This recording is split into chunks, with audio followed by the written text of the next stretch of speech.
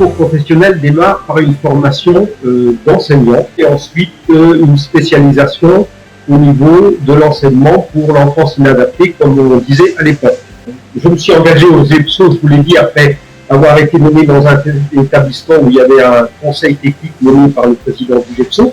En 1998, je me suis présenté aux élections pour être administrateur du GEPSO. Et puis, j'ai été élu président en 2001. Le rôle principal du GEPSO, c'est bien évidemment d'assurer la responsabilité des objectifs de cette association, d'animer le conseil d'administration, de pouvoir faire la synthèse dans un climat apaisé, mais d'échange. L'accès à tous aussi, et la permanence du service, ainsi que, on va dire, la transparence en matière de prise en charge, où l'usager, qu'il soit adulte, enfant, en exclusion sociale, en situation d'exclusion sociale, en situation de handicap, en situation de protection de l'enfance, l'usager devait être acteur de son projet de vie et partenaire.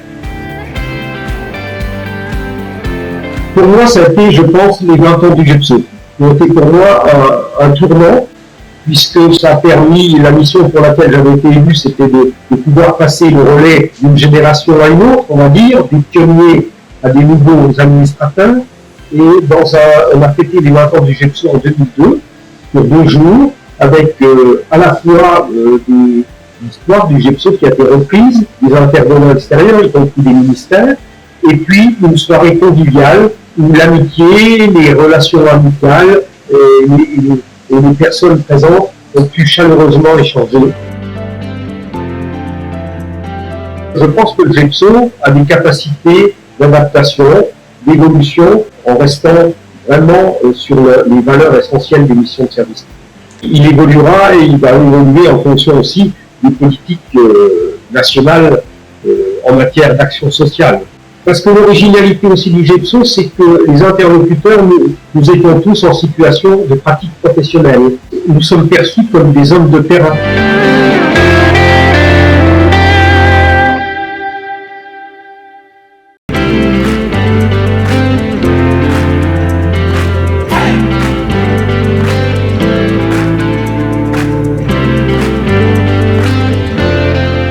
Mes parents n'avaient pas d'argent, j'ai travaillé tout de suite après mon bac, je suis rentré dans un établissement comme éducateur stagiaire, éducateur spécialisé et puis ensuite chef de service. J'ai fait l'école de la santé pour devenir directeur et j'ai pris mon premier poste à Belfort avant de revenir dans les Pays de la Loire, dans un second établissement, cette fois-ci dans le champ du handicap sensoriel. Mon parcours de direction terminé, j'ai lancé en Bretagne l'équipe relais Handicap Rare, que j'ai piloté pendant 3 ans. Rapidement, en fait, je suis devenu le correspondant interrégional du GEPSO. J'avais fait mon entrée au conseil d'administration, une assemblée assez restreinte. On était 14-15 à participer régulièrement, tout le monde se connaissait assez bien. Et j'étais le représentant d'une des régions, on va dire, phares. À un moment donné, la présidence s'est trouvée vacante et puis les choses sont venues un peu naturellement, comme ça en fait. Et je me suis retrouvé à la présidence, avec une toute nouvelle équipe d'ailleurs. Le premier fait marquant, c'est sans doute l'ouverture du GEPSO. On a tout fait pour que le GEPSO s'ouvre beaucoup plus sur son environnement, et notamment sur l'environnement institutionnel. On a commencé sans doute à être beaucoup plus reconnu. Le GEPSO s'est ouvert sur le monde de la recherche au travers du comité scientifique d'une part, et la recherche sur les pratiques notamment est devenue une nécessité. La recherche autour des usagers et de comment faire participer les usagers à la vie du GEPSO. Ça, c'est le deuxième point fort. Et le troisième, avec le FIPHFP et le HESP, c'était tout le travail de recherche qu'on a engagé et qui a donné lieu d'ailleurs à la production d'un ouvrage qui a ensuite été publié avec plusieurs personnes qui dirigeaient à l'époque les établissements. Oui, il me semble qu'il a un futur. Un certain nombre de thématiques que le GEPSO défend depuis le début, une vision où le management dans les établissements publics, sociaux, médico-sociaux, est un management de plus grande proximité qu'à l'hôpital. C'est une vision aujourd'hui qui est certainement plus pertinente et plus opérationnelle. Et la deuxième vision, c'est que l'accueil de toutes les populations, et ça, il me semble que le GEPSO a tout son intérêt pour pousser cette idée-là. Aujourd'hui, pour le GEPSO, l'un des enjeux, c'est certainement de comment développer tous ces lieux de vie pour les gens qui vivent en lieu de vie collectif, pour que ces lieux de vie deviennent d'abord des lieux de vie individuels.